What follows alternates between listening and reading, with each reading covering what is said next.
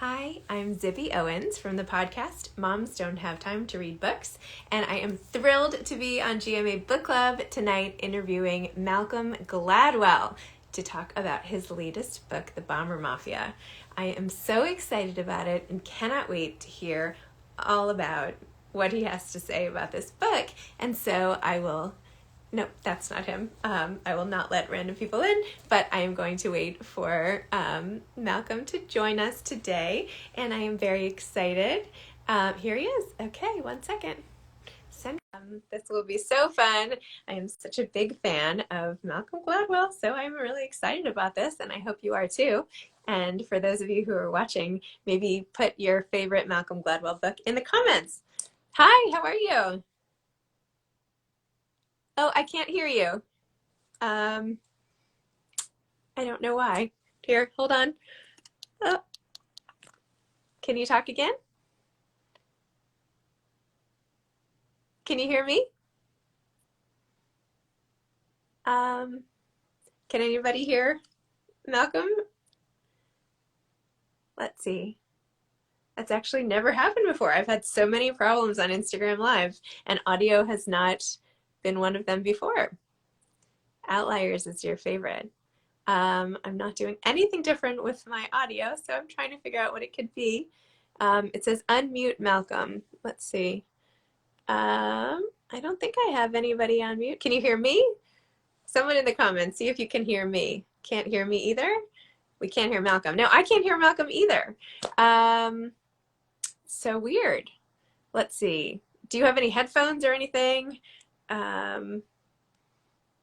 Let's see. What could it be? Do you want to log off and log back on, or you want to, are you on your phone or your computer, or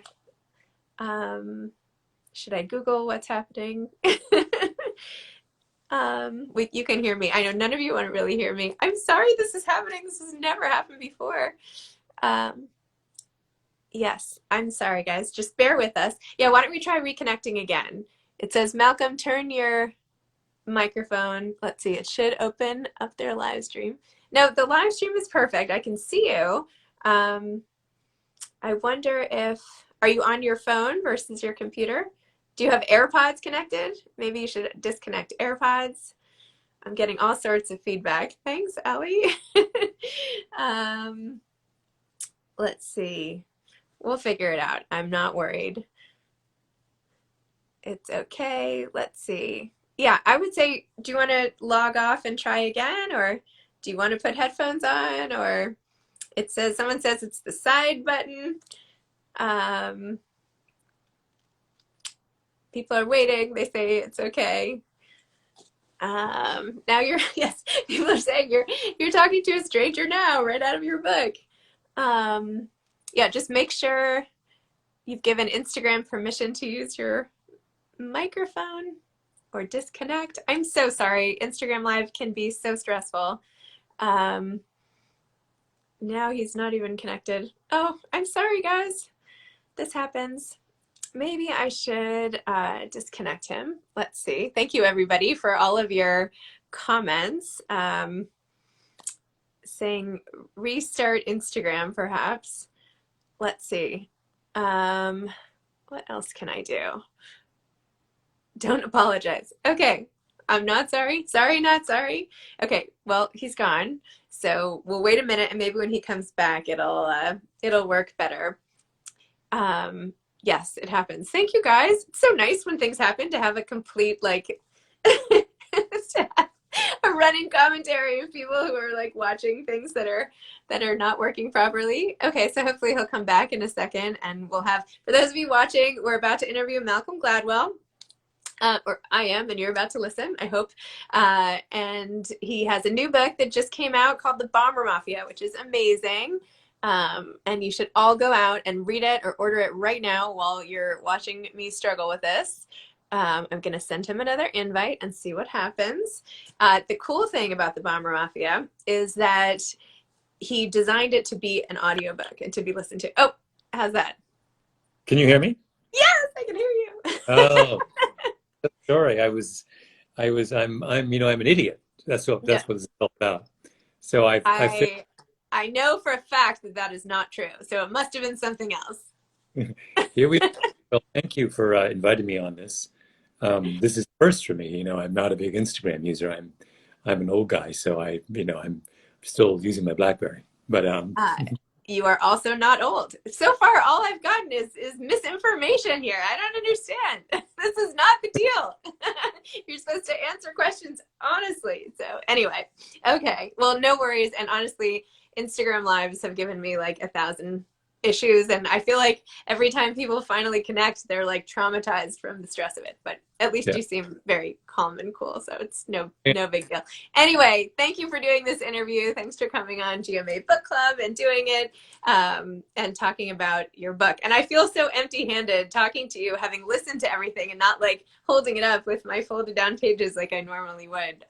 But wow, what a book to listen to experience. It was like a movie in my ears. It was amazing. So for people who haven't yet had time to sample the Bar Mafia, would you mind telling everybody everything you have in your sort of listener's guide, which is also, by the way, amazing, about Yeah. how you came up with this idea, air conditioning and all?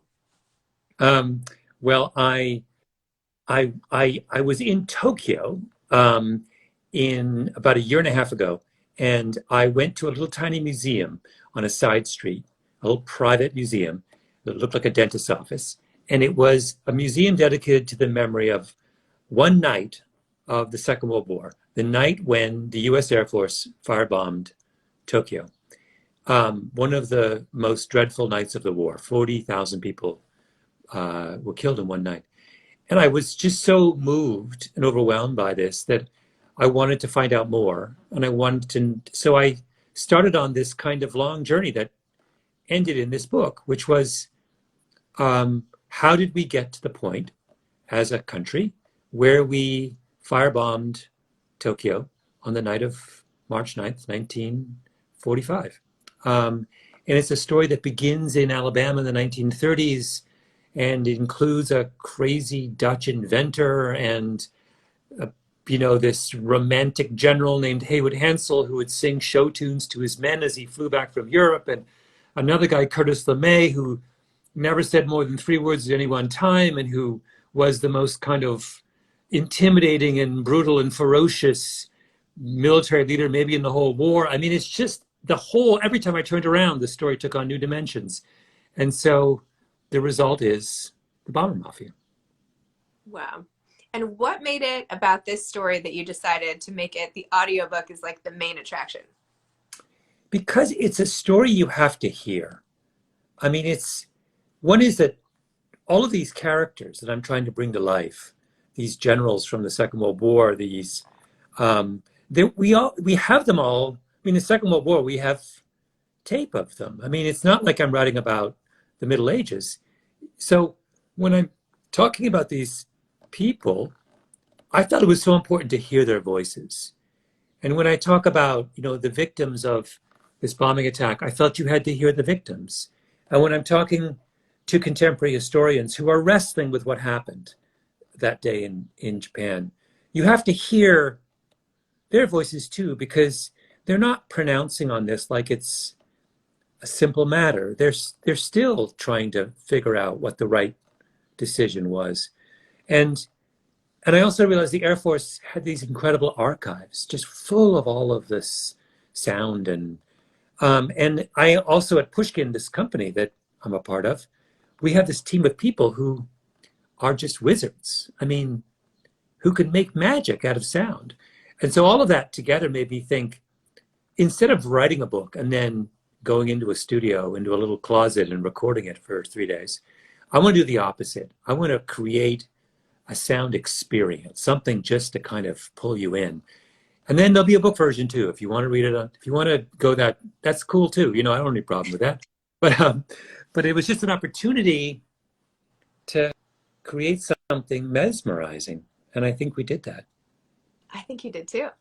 I have to say, I listened to the first part of it while walking home from dropping my daughter at school. And then I got home and I was like, well, I don't really want to be home and stop listening. So I was like, I guess I'll just grab the dog and take the dog out for a long walk now. I Anyway, have contributed to your exercise. You're now, I'm sure you're in like way better shape as a result of my book. This is very pleasing to me. It's dual function. Your book is a weight loss tool and a history tome and entertainment. There you go. I mean, what more can you ask for in an audiobook? But I was really struck by how amazing it was to feel like you're watching an old movie, essentially, in your ears while you're going about normal life and just hearing the sounds and all of it. I mean, describing it is not doing it justice, but it's so immersive to hear that. So it was really neat. It was like such a great experience as a listener, FYI. Yeah, I mean, but this is what's interesting is normally, when you do an audiobook, like I said, you just go into a studio for 3 days and it costs $10,000. We spent months and I mean, probably $200,000 just making it sound the way it sounds. So it's like, this was like a huge undertaking. And it's also cool because it changes your notion of when I write a book, a print book, I think of myself as the author. With this book, I don't think of myself as the sole author. I mean, I think of myself as being part of a team. And that's a totally different thing. And I think it's important when people, when you experience this, remember, it's just not Malcolm. It's Malcolm in collaboration with, it's like, it's not me all by myself. I have this whole kind of like group around me, and they created this as much as I did.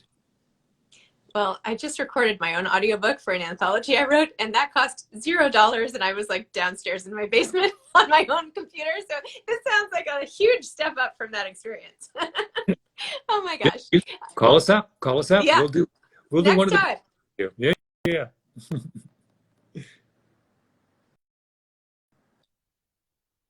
Sorry.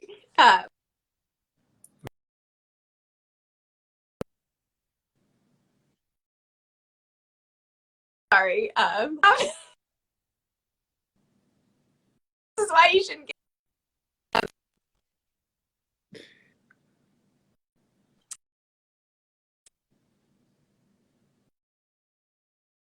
was so interesting.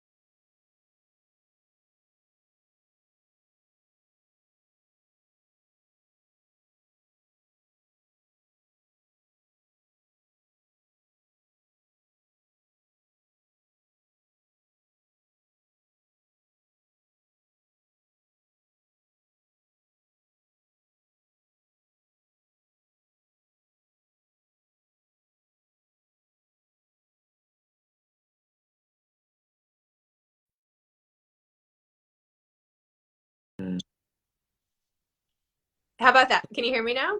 Yes, you're back. Okay, I'm so sorry. It keeps like going in and out and freezing and okay, back to bombing in the Air Force. This is literally like, it's like, can someone make something more distracting between like the things on the screen and the phone calls? Anyway, here I am. Okay.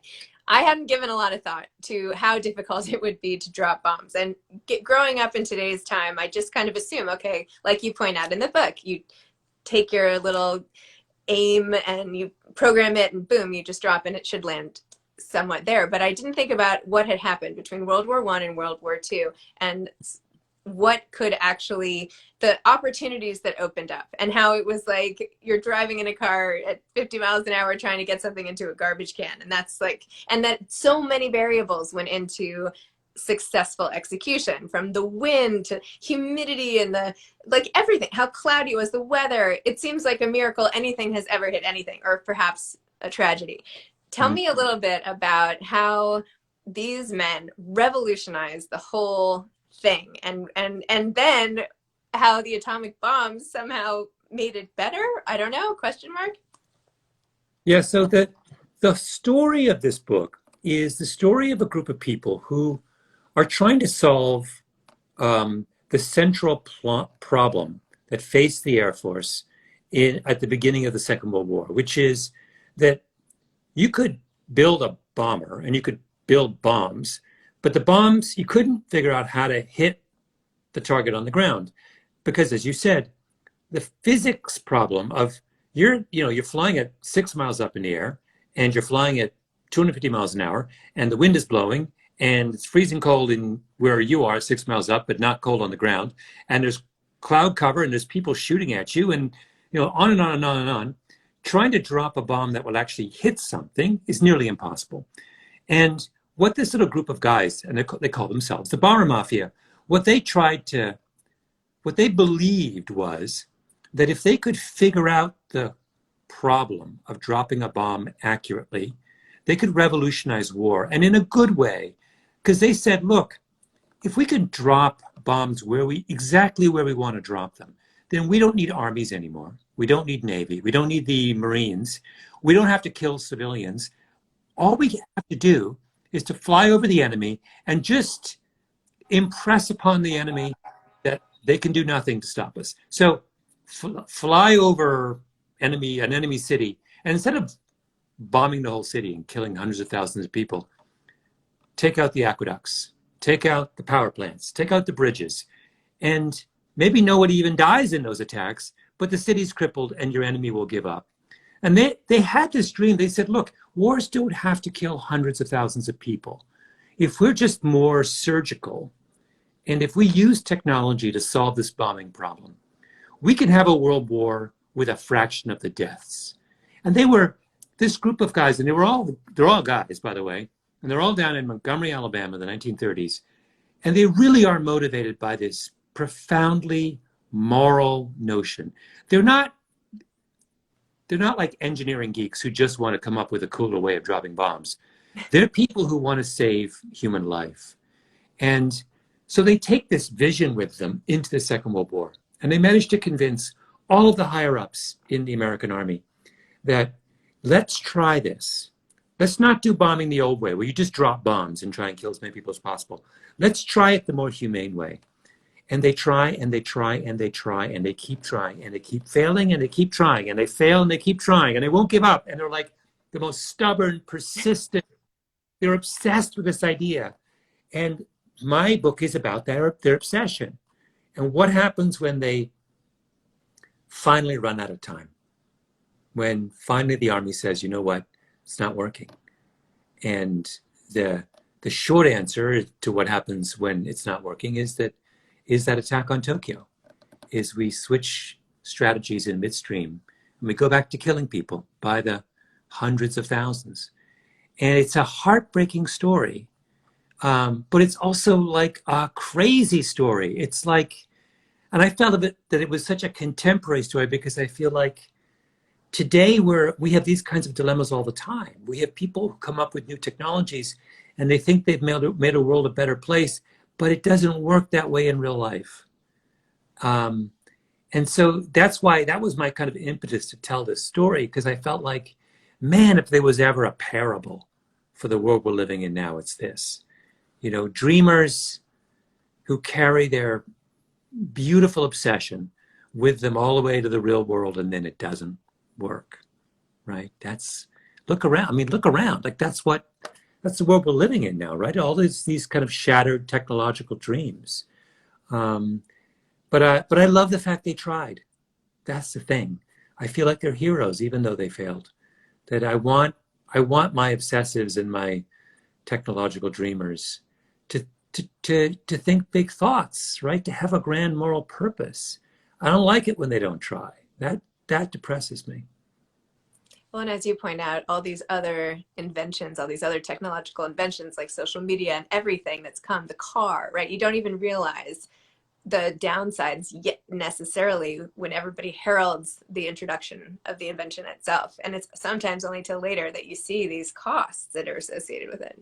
Yeah. I mean, if you'd gone to Detroit in the 1920s when the automobile industry is getting off the ground, And you have said to those guys, this thing that you're really excited about is gonna kill 40,000 Americans a year and cripple another whatever it is, 40,000. Many of those being young people who are just out having fun. What would they have? They would have said, "You're crazy." They would have said, "I don't believe you." I think they thought they were bringing about a world of freedom and of you know they thought they were coming up with a better way to get around, a safer, they had these grand notions of what the automobile was going to be, and it never occurred to them that car accidents would be something we would live with for 100 years. And it's the same, if there was a time 10 years ago when people thought that Twitter was going to bring about democracy in the Middle East. Remember that? It Yes, was yes. enthusiasm. We honestly thought that Twitter was going to get rid of all of the dictatorships in the Middle East, and not just the Middle East, around the world. It didn't happen, right? Not even remotely. So we go through this cycle over and over again. Right? And not to mention the accidents, but also just the fact that so many people now live their lives sitting in traffic. And what does that do to the human existence? Like, back to the walking and listening to your audiobook, Yeah. the alternative is just like endless doldrums and immobility when you think you're supposed to be going somewhere quickly. So yeah, No, also not fun. it's a strange. That was the kind of conundrum that I wanted to explore in this book. It also, this story, it had such kind of personal resonance because my dad grew up in England, in Kent, and Kent was his little town was part of the area that all the German bombers flew over when they were bombing London in 1940, and those were his childhood memories. And he would tell me these stories. When I was growing up, like his mother would instruct him he had to sleep under his bed as a 5-year-old for months because she thought that was the safest place in the house, like as if that's going to stop a bomb if the bomb. And then at one point, a bomb drops in my grandparents' backyard. It doesn't go off by some miracle. And my dad would tell these stories about, like, he told me when he was 5 about these exciting things that happened to him when he was 5. I just thought this was the most extraordinary thing I've ever heard.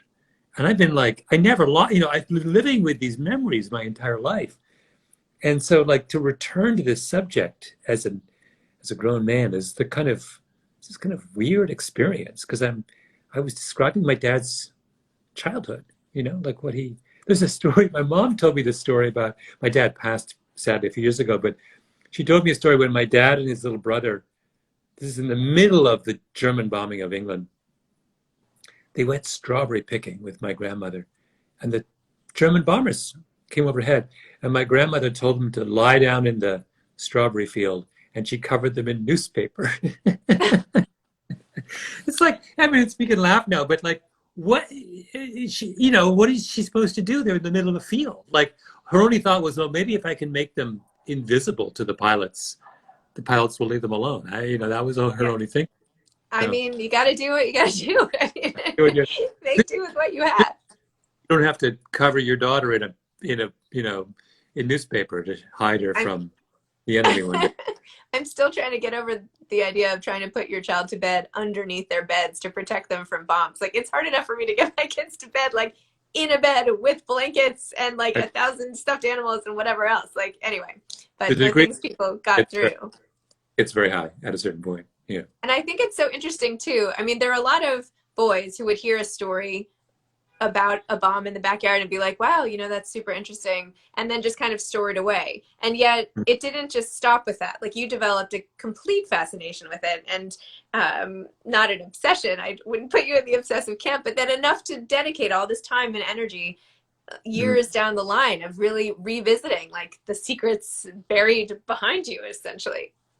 Oh, you can call it an obsession. Okay, fine. Well, I don't know. That was a little forward, so. You know how many books I have on bombing now? I have 4 full-length long shelves. So what is that? It's probably 100 books or more, 150 books. Half of which I read in the last year. So, like, I mean, I've gone off the deep end. I mean, I got into this, and I was hanging out with, like, the chief of staff at one point, the chief of staff of the Air Force, who's this wonderful man named General Brown, first African American to head the American Air Force in its history, who he invited me to come down with him to Maxwell Air Force Base, which is the Air Force Base where the Bar Mafia were based. And so I went to Andrews Air Force Base in Washington, D.C., and I got on the plane. I mean, you can imagine, I mean, the plane that the head of the Air Force flies on. And we flew down to Maxwell, and I spent the day with him. It was just the most amazing experience. And I met all these historians. And of course, everyone in the Air Force was at one point, not everyone, but most of these top generals, they were all at one point in their life pilots, fighter pilots or bomber pilots. When they talk about this stuff, it's real. Like, it's not some abstract thing. It's not like when I'm talking about it, like, I don't know what it's like to fly a bomber. They're like, oh yeah. And they tell you these crazy stories about being shot down or like performing some incredible feat behind in